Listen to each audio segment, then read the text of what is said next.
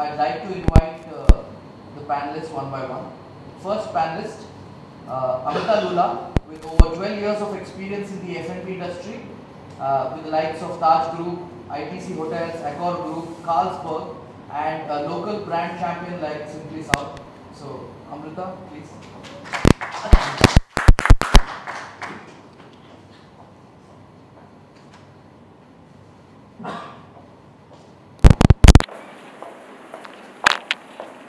And the second panelist for the day is Divya, a professional chef with over 15 years of experience, promoter and director of SnackerStreet.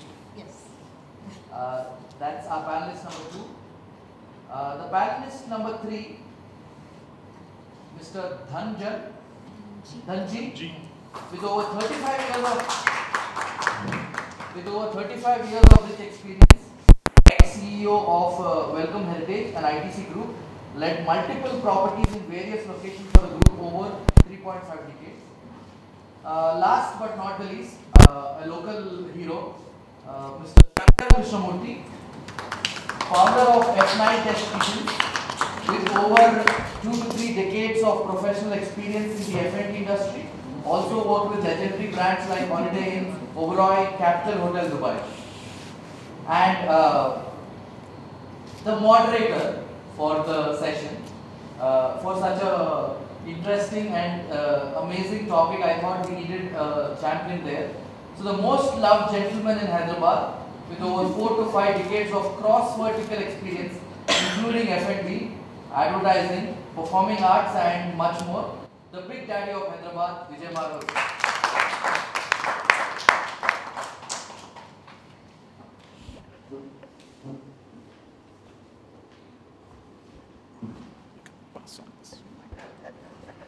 Thank you, Rahul. If those of you who don't know, Rahul is also an actor, and what he just did was an amazing piece of acting. So, anyway, the brief given to me is let not any of the panelists stray. Let them stick to the point, and let's make it a nice, tight session. But the brief was given to me vis-a-vis the panelists. Nobody told me to be tight. So I'm going to take a little liberty and start off by telling you that I'm sure all of us know that the first concept of taste or what you like and the kind of food that you want to eat is driven by your mother, because she's the lady who obviously feeds you when you're a child. So it is a bit of a surprise that there are not as many women doing the cooking thing as men.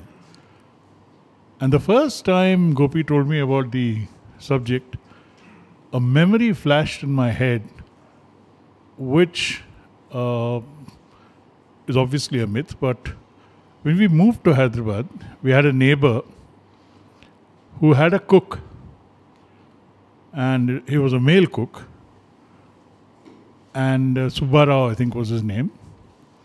Subbarao, I mean, I was too young to know the word, but later on I realized, was not gay, but he was effeminate. You know, he would walk like that, and, you know, he would talk, yeah, Tindi and the Kandi, you know, that kind of thing.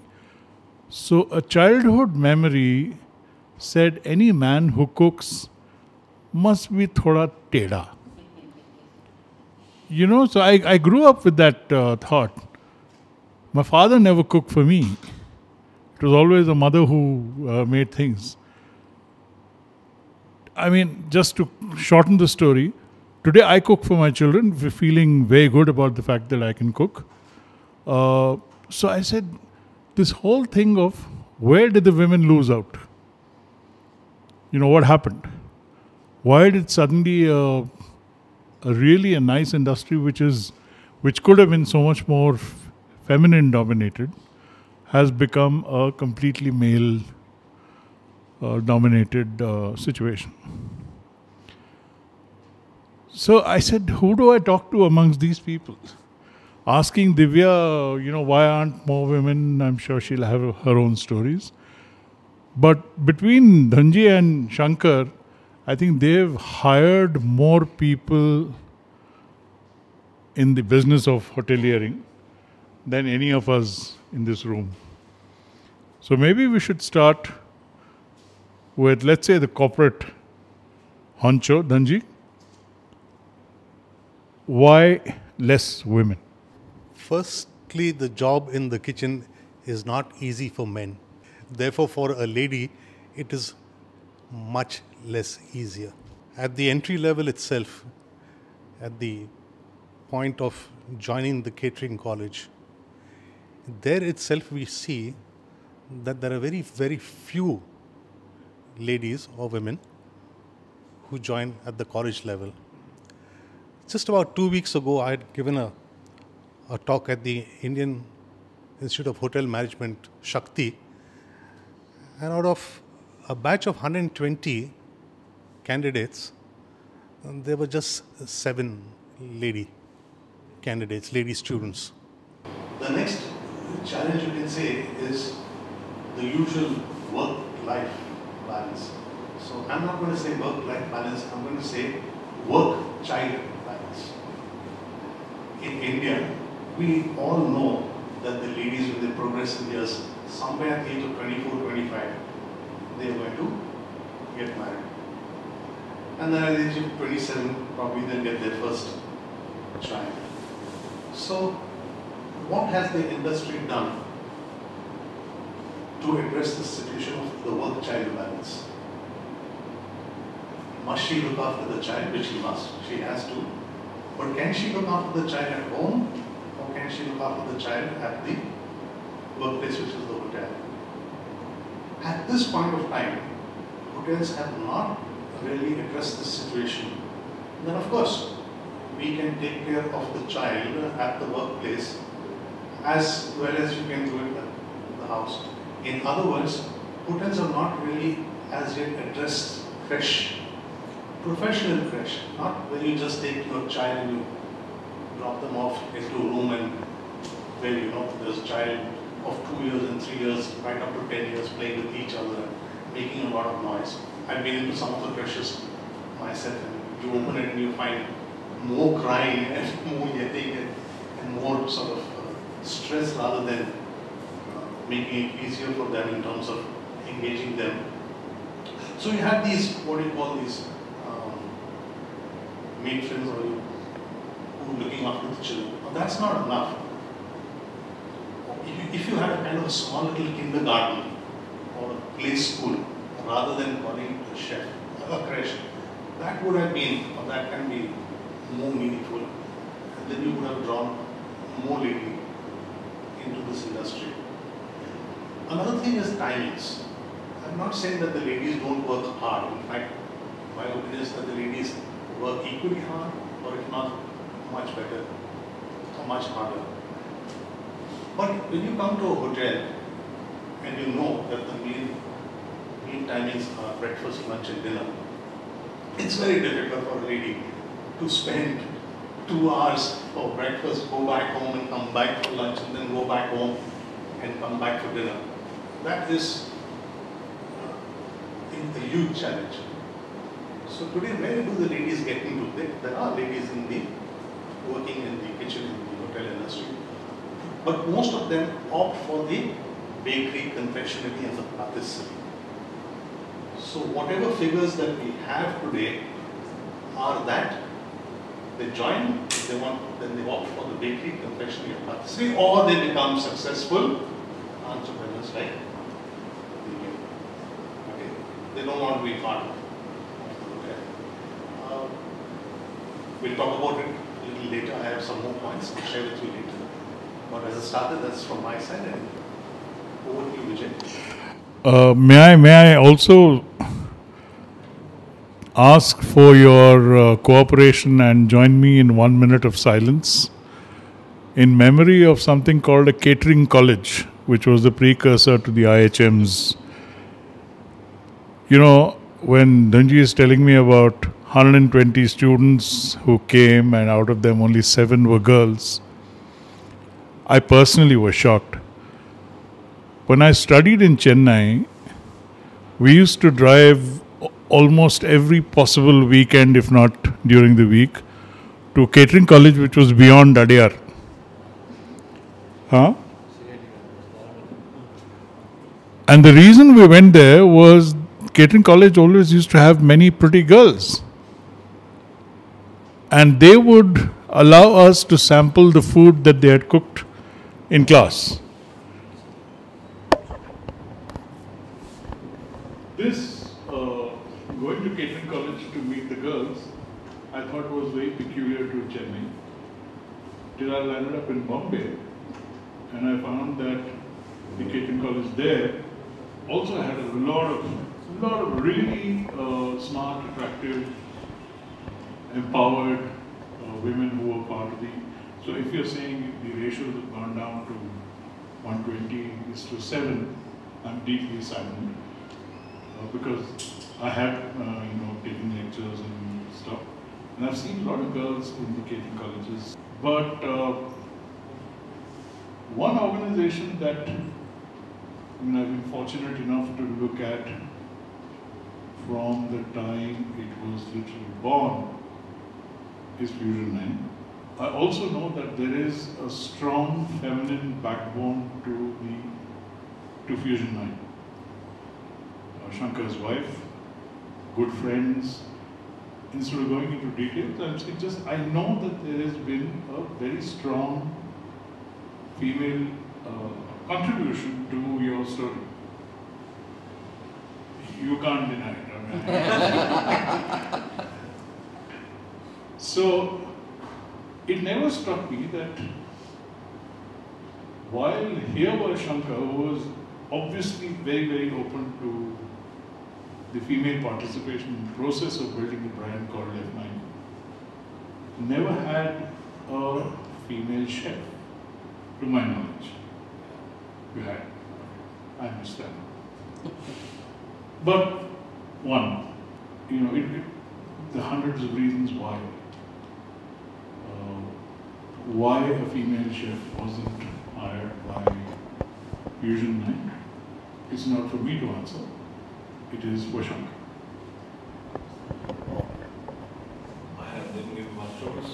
She puts my brain all the time. Anyway, having said that, Dhunji more or less summarized the industry perspective, but let me give you a micro from the kitchen point of view. And it's not just today. I'm talking 1986 when I joined the Marur Hotels. And there are two issues there. I mean, we were a batch of about 40 odd people, and there were about 8 girls in the batch, and obviously they all went into front office and service. Not one of them came into the kitchen. The challenges were very, very clear in terms of we ourselves, being from a catering college and then further polished with overall school, we were entering into a kitchen which was completely dominated by chefs of the old school, which was primarily illiterate, uneducated, highly insecure in their jobs. And the one fact was very clear that within a couple of years we will be going over them in terms of rank and file as such. So that was a challenge, being a male or female, we had to overcome. It was not easy at all. And even in our own batch of 12 of us who went into the chefs, I think only 3 of us survived. 9 of them dropped out. They couldn't take the pressure of dealing with that old school of working, and also at the same time the overall physical pressure demanding. So that has been there inherently all through. It is not a new story today. It was there in '86. In fact, all I can think, if I back 33, 34 years, I think there's only I can think of Manisha Basin, who was a brand unit one, me, I think so, who's been the executive chef, currently still serving in the system. And of course, there are 2 or 3, but I'm talking of our generation. Yeah. And so this issue has been there, and it's purely physically demanding in terms of timings, in terms of odd hours, in terms of colleague behavioral patterns. In fact, I would say it's getting a little better now. And the latest trend, I mean, I'm from that school of this, where yes, to get the work done, there's constant pressure, there's a real-time pressure to get the job done. So we use language, we use volume, we use all sorts of pressure to get the job done.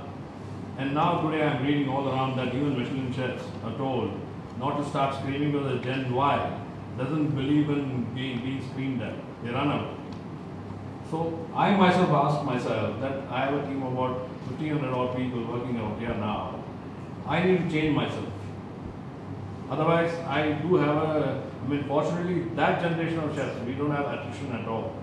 I mean, now I've been an entrepreneur for 15 years now. We have the same set of people still functioning, but they're all above 40 plus category. It is the 20 plus is the challenge today. So we need to change on that levels, and that's transformation we are bringing upon ourselves. How we are going to achieve it, God only knows. But my head doesn't stop screaming. There's Amita. Amita is a partner in a lovely restaurant called Simply South. Simply South is chefed by a gentleman by the name of Chalpati. And from whatever I've seen between Amita's background and her personality and Chalpati's background and his personality, they seem to have struck a fairly decent balance in terms of making sure that the product works. Alright. Now I said, just for one moment, I was trying to imagine Chalpati as a woman. She is wearing the pants. Right, that's it. So, just imagine if Chalpati was a lady. And what am I then? You're Amita. I'm still me. You're Amita. I'm not playing around with you. You know. There would be cat fights which we don't want to get into. So yeah, Chef and I worked together with Mr. Gavrana many years back in Kakatiya. And what Mr. Gavrana was saying about gender roles, I want to take up on that. We did have a colleague who had a very young child. And Mr. Gavrana as a GM was nice enough to give her flexi hours. But I saw that it was not an option for most of the people in the industry. I left a corporate job when I had my child because I knew I couldn't go back to working 16 hours a day that I was doing at one point. So this is of course a choice that we make, right? This is not something that somebody is shoving down our throat. So it is a choice I've made. It is a choice all of us make at some point, saying that okay, this is what we want to do. Coming back to your question, I can't imagine that. I think I have Chandu the way he is. So that we have our streaming matches, we have our fights. But somewhere our roles are very clear. Chef knows that okay, the kitchen is completely his domain. And even though there are times where I push him and I nag him into doing stuff that I think should be there in terms of cuisine wise, he will still stick to his ground. I will still stick to, he says, okay, you know, the front is yours, you handle it, I'm not coming there. Don't make me come into the restaurant. But, so this is not gender roles, but this is personality roles that work with both of us. He is more the background kind of, well, unless a camera comes on, then there is a different persona that comes on with Chef. But outside of it, I think it has to be, and somewhere I don't want to say this without sounding very wrong, but as a gender role, most of the kitchen will listen to that male figure than they will to a female figure. I have been there for 4 years. All the chefs know me well enough. They listen to me when Chalu is not there. As soon as Chalu comes, they look at Chalu saying, now that you're there, can we listen to you rather than her? So it is a gender role that works well. There are times when chef is in a bad mood and like he said, you know, there is language. So he very politely says, you know, either close your ears or please go out of here, otherwise I won't be able to communicate with my team the way I want to communicate. The nice thing about having the two of you on this panel is that you seem to have cracked this conundrum of sorts that, you know, I'm a woman, I have limitations in terms of child, timing, this and that. But I'm also passionate about the food business or the hospitality industry, whatever. And you found formulas which work for you. You know, in the case of Divya is a company of her own, and you know, from what I've heard, frozen foods. Is that yeah? That's. So this transition from, I know Amita wasn't a chef ever, but since you were a chef, the transition you took to become the entrepreneur, how did it work? Did it work differently from the way, let's say, Shankar moved from a chef to an entrepreneur? Well, I think, you know, speaking of Amita, I think being a woman in the hospitality business is difficult. Like, I think both the sirs mentioned, it is physically very demanding. But I think, you know, I've been, I can speak for myself in the fact that I've been passionate about food since, you know, I can remember my childhood. I decided I wanted to be a chef in 4th class. So, I was lucky enough to have parents who didn't teach me any kind of gender stereotypes. So I'm kind of, it's ingrained in me. But I also thank them because I understand perceptions. That, you know, yes, we live in a place where, you know, you're told, okay, you can do this, you can't do this. But I think having a good understanding of both has helped me understand really what I want and chart my path, as, you know, possibly Amita has also done. So I think moving, I completed my TMTP, and that's a Taj management training program, and I joined Taj Deccan, and I didn't work for very long in a new role, and due to health reasons. And then I was asking myself, you know, what I really wanted to do, because it was at a stage where I really couldn't get back to the hotel. So luckily I'm married to a chef, Gopinath. That was a childhood dream as well. So both of us decided to quit our jobs. Both of us are very family-oriented people, like most people are. But I mean, our choice was very clear that if we left the hotels, which would be 18-20 hours minimum a day, you know, we wouldn't have a family life. You know, I'm not talking about having kids or anything, but in the sense of even just being with, you know, parents or, you know, extended family, siblings. So that's when we decided that we would quit our job, and trust me, we had at that time very reasonably lucrative jobs as compared to when we started business, and like I mentioned, put in all our savings. So it was extremely scary because neither of us had any kind of business experience, and we are not MBA grads from any kind of reputed school to speak of. We even understand the ABCs of business. So honestly speaking, it was you know, pure passion that did drive us. Obviously, life gave us not just a couple of knocks, a lot of knocks, and well, I totally you know, resonated with your story, because we started with the dream of, you know, doing niche catering, you know, something like the Culinary Lounge, and at that time the city was not at all ready for it, and we also got published, and then we realized, you know, city's not ready, so let's do something that we love. And we went back to our Delhi days, where we were a gang of 5 friends, Gopi and me included in the 5, and we used to drive through cold Delhi winters, and at the middle of the night after finishing the shift, obviously the irony of the job is, you know, you don't get to eat much because you're busy cooking it. So we used to drive through and we used to have these hot plates of momos. So we thought, let's bring momos, you know, to the city. So we were the first in the country to bring chocolate momos and colored range of momos to the city.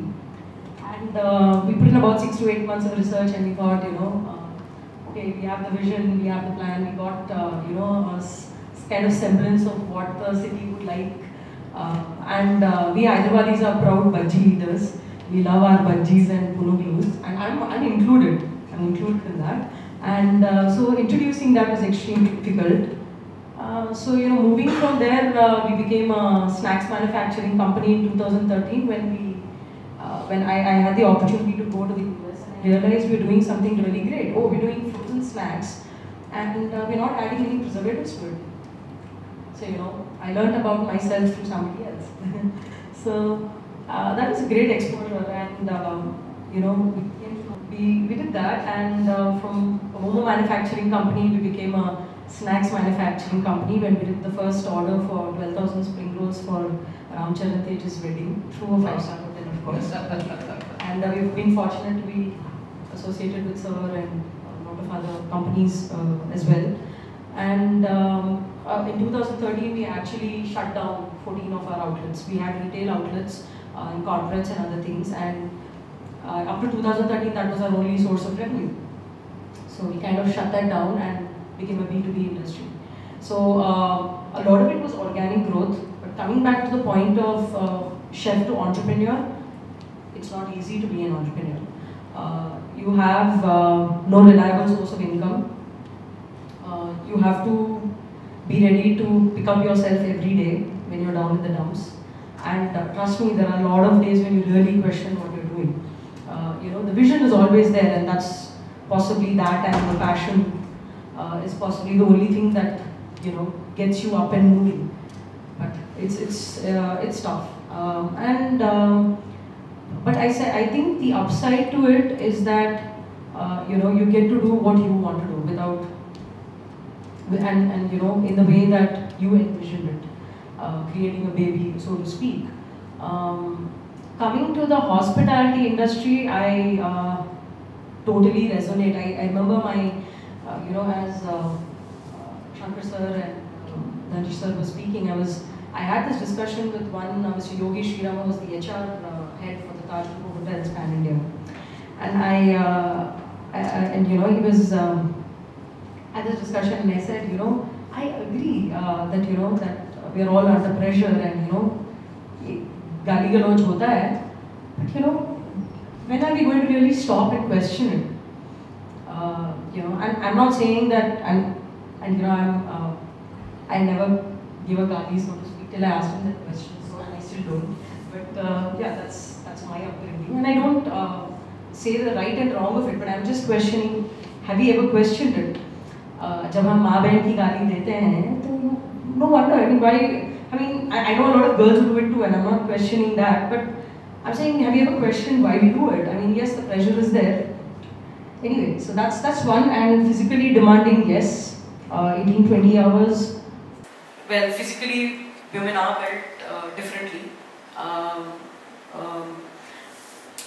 But I think the flip side of this, as to how I possibly, I did earn a good name, if I might give a pat on my back myself, in the hotels, because I worked without thinking of whether I'm a female or a male, or without being gender conscious. So I'm to a point I can say gender averse.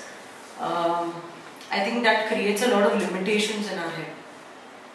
So as to what we can do and what we cannot do and what we must do and must not do. I think if we approach each other as on a philosophical level, so to speak, as possibly just human beings, life is a lot easier.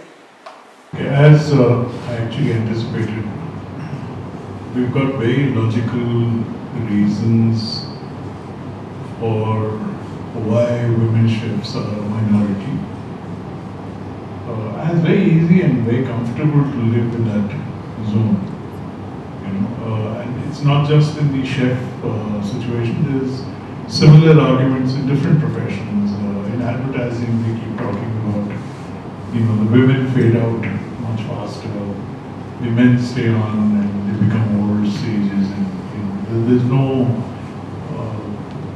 maybe with the exception of Antara Sinha or something like that, there is no advertising legend who's a woman, because most of the women, the moment they got married or they kind of say, thanks a lot, it's been a great experience, but no more. Right? So I see that we're talking about a similar kind of situation. But I come back to my first impression, my understanding, that honestly, forget all these physical limitations. If I was to look at an outlet which was run by women and women chefs versus an outlet that was run by men and men chefs, would there be a substantial difference in the quality of food, in the quality of service? That is a question that I would like to. That's a very good question, Vijay, that you have asked. Can I just attend to that after taking off from what Divya said? So, the first one was a little bit in gloom and doom. There is a dearth of women chefs, and I've done some work on that. Don't have very much data on India, but worldwide it is 20%. Now, 20% chefs is not a bad figure when you compare it to other industries. Coming to what Divya said, of the CEO chefs, I just said 20% is the overall figure, but of the CEO chefs, it's 35%. Oh. Chefs who have become CEOs are 35%. You all know what a Michelin star chef is. Okay? 40%. I've done this homework and now 40% is the representation of lady chefs as far as Michelin is concerned. So there is huge recognition over there. Now, answering your question, women can bring a lot of creativity, which men don't necessarily bring. There are people who do that. So if you're saying that if there's a lady chef, would she be able to come up with a restaurant which can be as good as that? Why not? Why not? In fact, the icing on the cake would be that the women would be able to finish off a dish with its garnishing and with its embellishments far, far more superior than probably the other two. Because they have that kind of creativity in them. They have that kind of innovative spirit in them. They can also innovate. So if there's anything of an extension of your biryani you want, you'll have to get one of these lady chefs who possibly, and I'm speaking now out of experience, said that why should a biryani be always served just like a biryani? To retain the temperature of the biryani, because very often the biryani comes to your table a little cold. So the biryani, the parda on the biryani was an innovation of a lady chef. I hope I've been able to answer your question in that manner. Yeah, I think, sir, what I would like to add is that, again, what I said earlier, I think the bane of men is that we are not inclusive of women, and the bane of women is that we are not inclusive of men. And it is really not about whether women are better than men or men are better than women.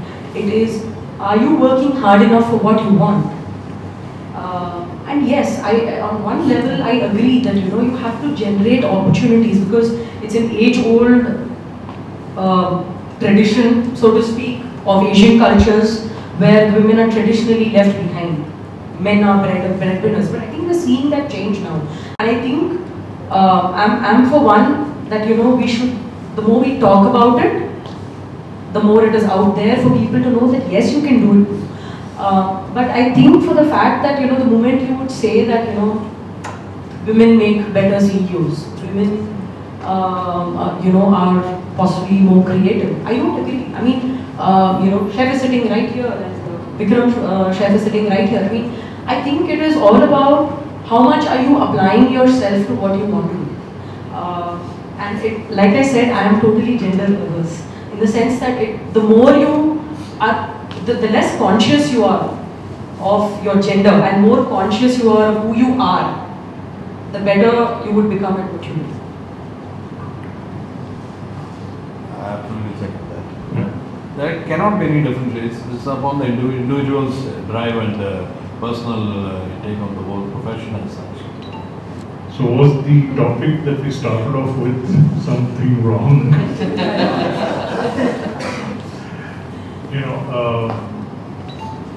At the end of it, you are looking at an experience that you're going to offer, whether it came from a man or a woman, really shouldn't matter.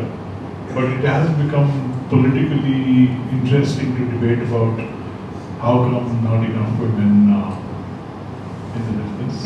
Well, we would like it. Yeah, I can imagine. I've always liked lady employees. I've never had a problem with that. But just imagine that for a moment, let's assume, and almost axiomatic, that a female addition to your team would make a substantial difference. So we started off by talking in terms of the kind of facilities that you can possibly provide, and I'm only looking at some of the establishments here in Hyderabad which are driven by women, but they seem to have cracked this timing issue. I'm not free at breakfast time because I have to look after my children, I have to send them to school, blah, blah, blah.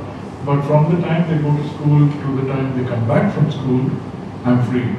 So can I do something which is maybe run a concierge or do a patty cake kind of thing? And then I'm back at home by the time the children come back, and I'm available later at night in case I have social engagements. Is there some way we can formalize this into a women initiative? Answer that? With the payroll costs going crazy, absolutely, what we are heading towards is exactly how the West is operating. We are going to be getting into a part-time scenario where non-professionals are going to be coming and working, which is what you find in most of the establishments abroad. And you could be having a banker who's coming in doing a 4 hours of waiting and going, where the pay scales up by paid by the hour and all that. I see us going absolutely the same way. When we started, the payroll was at 8 to 10%. Today we are on 20 to 24%. It's absolute nonsensical. It's going out of control, and hence that's one of the primary reasons where retail F&B is getting challenged totally in terms of bottom lines and all. So this is where, to address that time issue, I would definitely say that there is a window of opportunity out here. Secondly, my wife, she's a creative as an interiors person. She's been a hotel professional all her life. She's never been a chef. But what has happened is, over the advent of MasterChef India or Australia and the various TV shows and all, the aesthetic sense of anybody could be across board. You need not be a chef or whatever it is. Putting together things on a plate and how to visualize the food is today, I'm completely given her that responsibility. So while I make the menu, she designs it, she puts it together, she decides the crockery, she decides the outlook of it. So that is cutting through various categories now. You don't need to be a chef to be primarily to be saying that I have to do this or that. So these are the things which is changing over time, which is welcome in a way, and which actually beats the gender equation totally, completely. Thank you.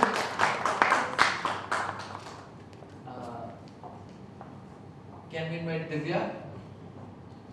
Thank you for sharing the journey.